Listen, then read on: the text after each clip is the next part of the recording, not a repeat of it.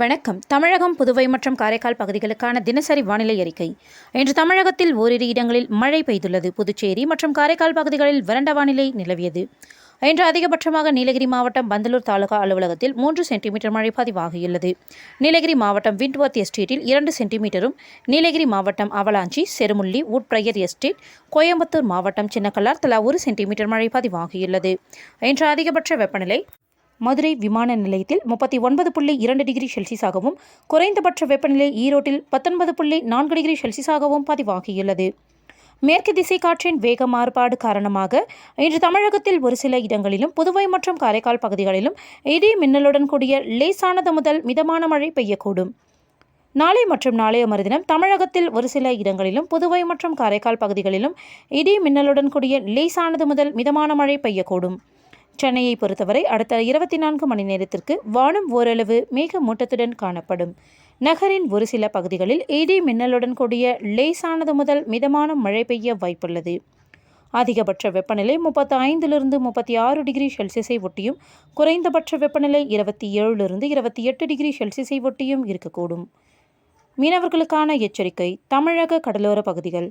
இன்று முதல் 31ஆம் தேதி வரை மன்னார் வளைகுடா, தென் தமிழக கடலோர பகுதிகள் மற்றும் அதனை ஒட்டிய குமரிக்கடல் பகுதிகளில் சூறாவளி காற்று மணிக்கு 35 முதல் 45 கிலோமீட்டர் வேகத்திலும், இடையிடையே 55 கிலோமீட்டர் வேகத்திலும் வீசக்கூடும்.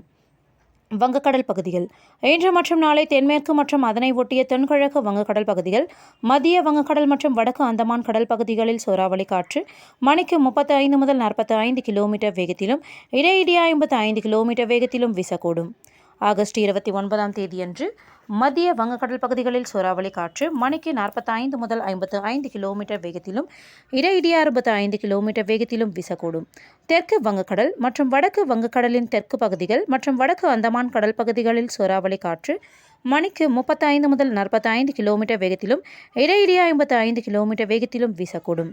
ஆகஸ்ட் 30ஆம் தேதியன்று மத்திய வங்கக்கடல் மற்றும் அதனை ஒட்டிய தென்கிழக்கு வங்கக்கடல் பகுதிகளில் சூறாவளி காற்று மணிக்கு 45 முதல் 55 கிலோமீட்டர் வேகத்திலும், இடையிடையே 65 கிலோமீட்டர் வேகத்திலும் வீசக்கூடும்.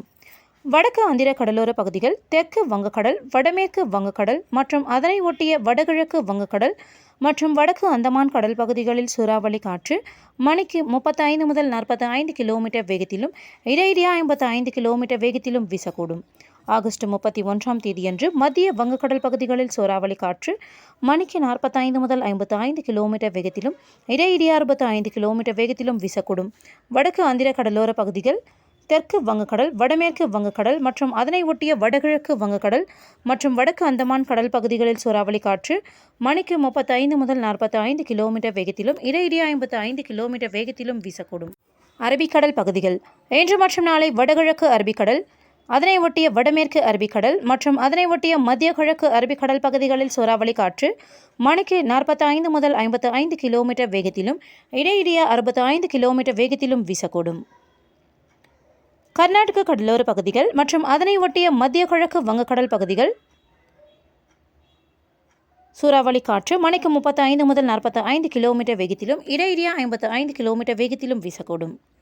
ஆகஸ்ட் 29 முதல் 31ஆம் தேதி வரை வடகிழக்கு அரபிக்கடல், அதனை ஒட்டிய வடமேற்கு அரபிக்கடல் மற்றும் அதனை ஒட்டிய மத்திய கிழக்கு அரபிக்கடல் பகுதிகளில் சூறாவளி காற்று மணிக்கு 55 முதல் 65 கிலோமீட்டர் வேகத்திலும், இடையிடையே 75 கிலோமீட்டர் வேகத்திலும் வீசக்கூடும்.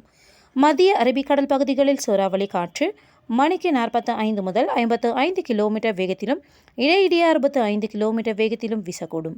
கேரள கர்நாடக கடலோர பகுதிகள் மற்றும் லட்சத்தீவு பகுதிகளில் சூறாவளி காற்று மணிக்கு 35 முதல் 45 கிலோமீட்டர் வேகத்திலும், இடையிடையே 55 கிலோமீட்டர் வேகத்திலும் வீசக்கூடும். மேற்குறிப்பிட்ட நாட்களில் மீனவர்கள் இப்பகுதிகளுக்கு செல்ல வேண்டாம் என்று அறிவுறுத்தப்படுகிறார்கள். நன்றி.